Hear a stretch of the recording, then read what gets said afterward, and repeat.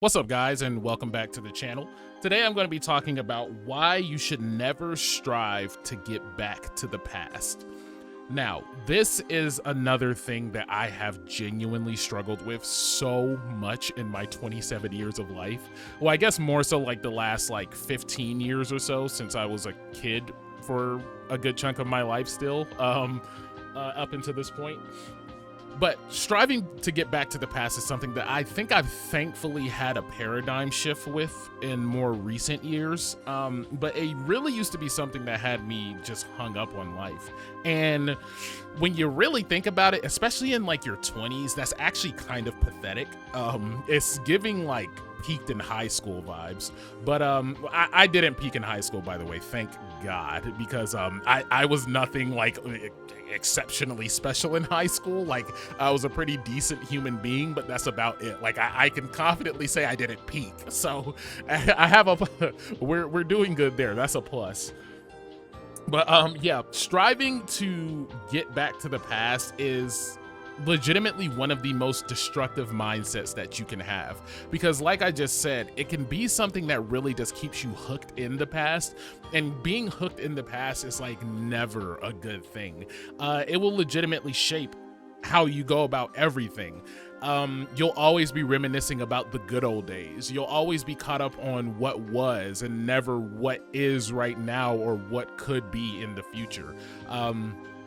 If you're honestly at no age should you, now obviously I still have a lot of life to live, but I don't think at any age you should ever be looking back to the past and striving to get back to that. I think you should always be more appreciative of where you are now and where you can be in the future, even when you're older, because it's just one of those things where it's reminiscing on the past can be a healthy dose of reality from time to time, but there's a difference between just reminiscing on the past and then being obsessed with the past. You know what I mean?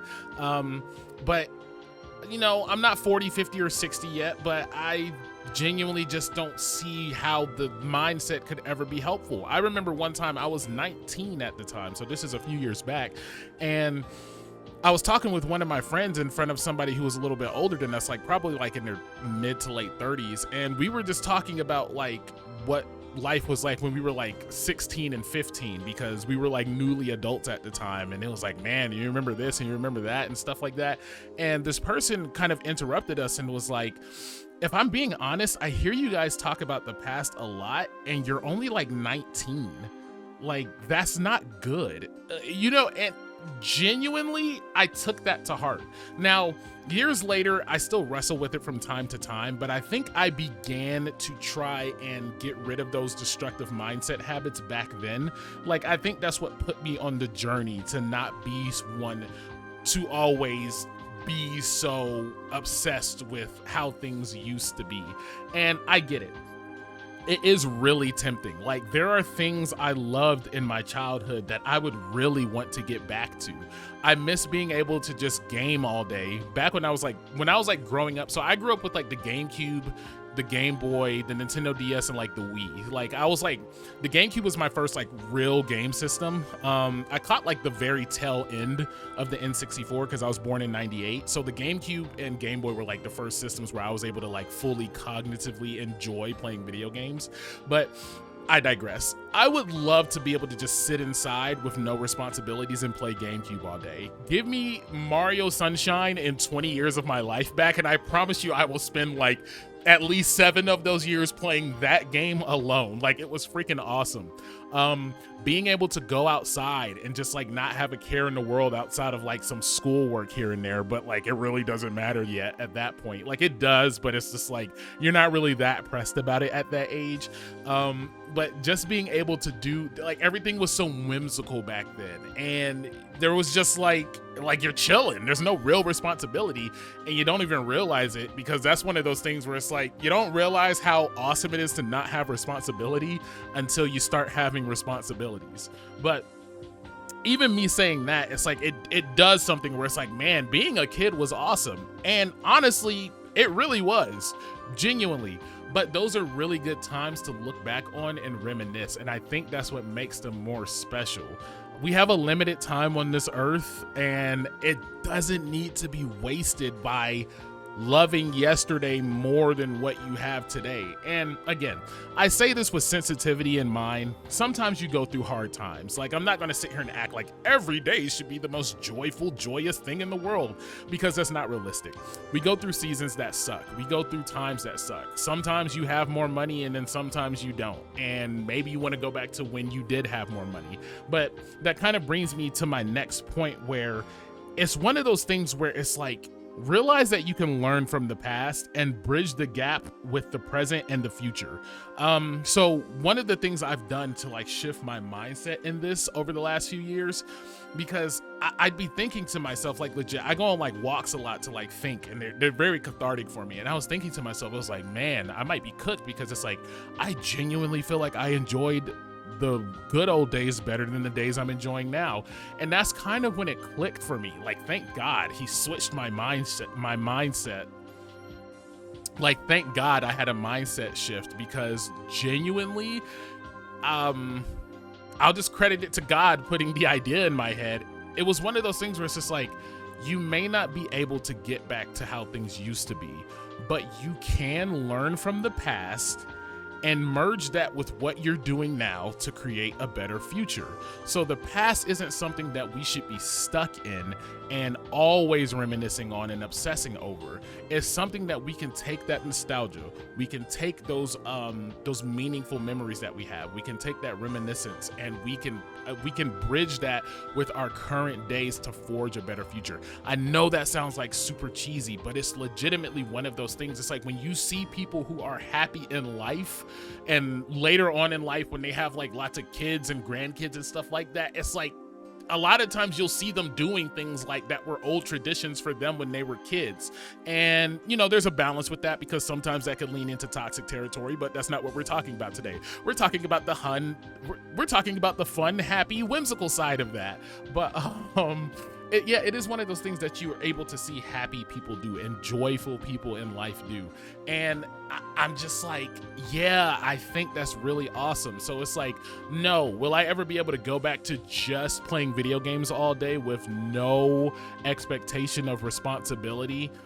Probably not.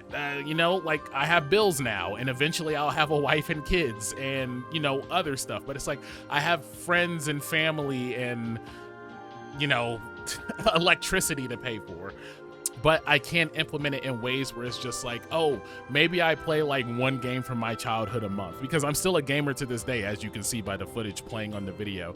And this isn't something I've fully figured out yet, but it's just like, I carve out time still in my week to play video games, and it's fun, it's awesome.